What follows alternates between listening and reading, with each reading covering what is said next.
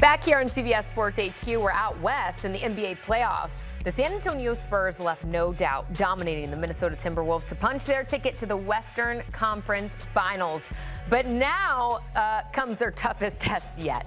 A showdown with the defending champion Oklahoma City Thunder, who are well rested, rolling and just waiting for them in the Western Conference Finals that gets underway.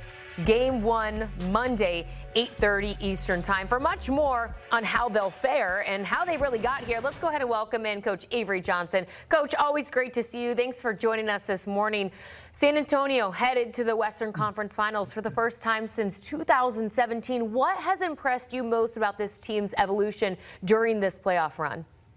Versatility, maturity, size, shooting ability, coaching. It's just so many things. This team just culturally is put together in the way that reminds me of my Spurs teams in the past. They all play the right way. They got great synergy on the court, chemistry. It's all about the team. It's not about individual success. Everybody's on a string defensively.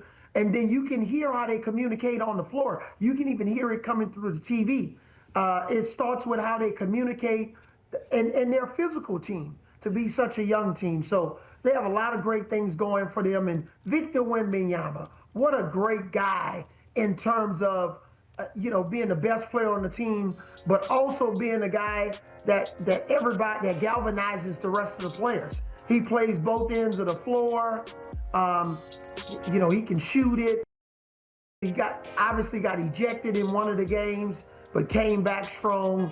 I'm just so impressed, especially as a former Spur.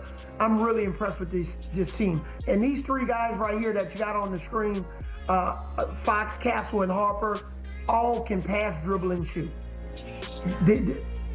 Everybody's a threat. There are really no weaknesses in their games.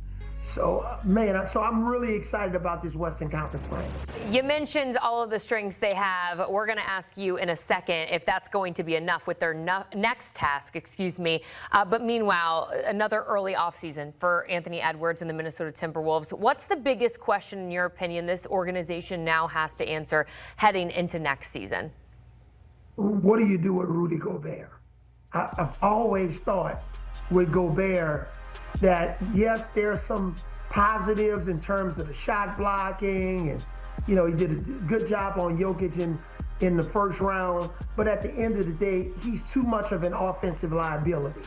And when he's on the floor, you're basically playing 5 against 4. So what do you do with Rudy Gobert? Obviously, DiVincenzo going down hurt them a lot because he was having a really good year at the guard position with Anthony Edwards in the background. But as you know, you need quality depth.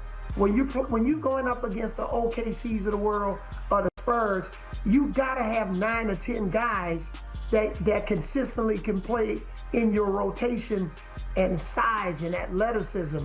So Minnesota has to definitely address Gobert, but also improve the quality depth on their bench. Terrence Shannon Jr. showed that he could be a rotation player, but you need more guys that can come off that bench, because OKC and the Spurs, they're basically 11, 12 deep.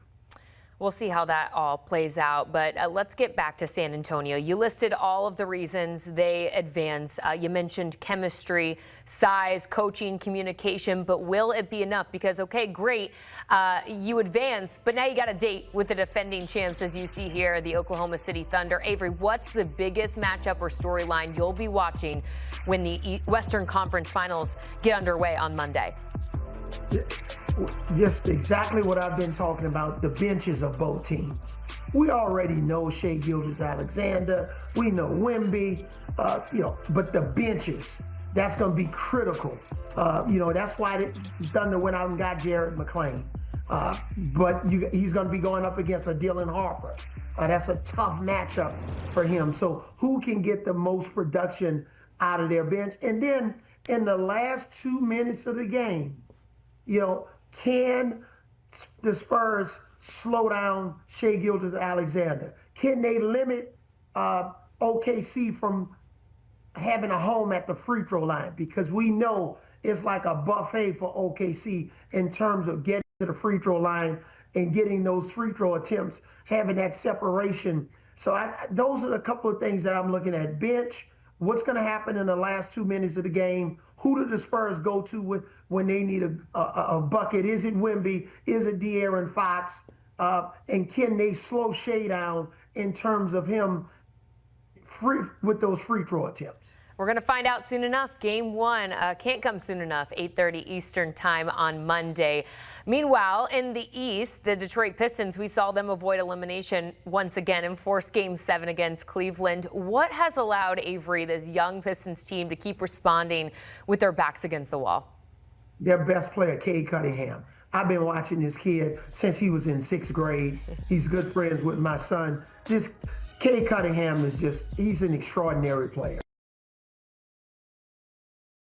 Same team that lost, 28 games in a row 2 years ago, but they've matured, they've gotten better. Jalen Duren, 15 points, 11 rebounds. This Jenkins has been unbelievable. They obviously got Duncan back because he had an ankle situation, Duncan Robinson. But Cade Cunningham has just been sensational. JB Bickerstaff done a masterful job with coaching this team, playing at a high level, but it all starts with Cade and ends with Cade Cunningham with the Detroit Pistons. All right, so as you see there, Game 7 Sunday night. With it all being said, who are you taking and what do you think is the ultimately deciding factor in this one? I'm taking the Cavs. I picked the Cavs to win this series, Jordan, and I'm sticking with it. Unfortunately, James Harden turned the ball over 8 times in Game 6. And didn't play as efficient as he needed to. But I'm going with the backcourt of James Harden and Donovan Mitchell. They're bigs. Mobley, they got to generate more than 3 block shots. So get better bench play from Cleveland. But I'm picking Cleveland in a close one on the road against the Detroit Pistons. All right, one more bonus question before we go to break. MVP announcement is tomorrow, Avery. You're talking a lot about your guy, Cade Cunningham. Do you think he gets recognized? He'll get recognized, but, this is all about Shea. I want Victor Wembanyama to win it. I think he'll win it next year, but Shea Gilgeous-Alexander, he'll win it again. But Cade Cunningham is closing the gap, he and Victor Wembanyama. All right, we'll leave it there for now. Much more from you, Avery. We're actually talking horse racing on the other side of this. Avery Johnson, he can do it all, that's for sure. Before we go to break, OKC now welcomes San Antonio, as we mentioned, to the Western Conference Finals. The defending champs, odds makers, currently the favorites to win the finals and go back-to-back.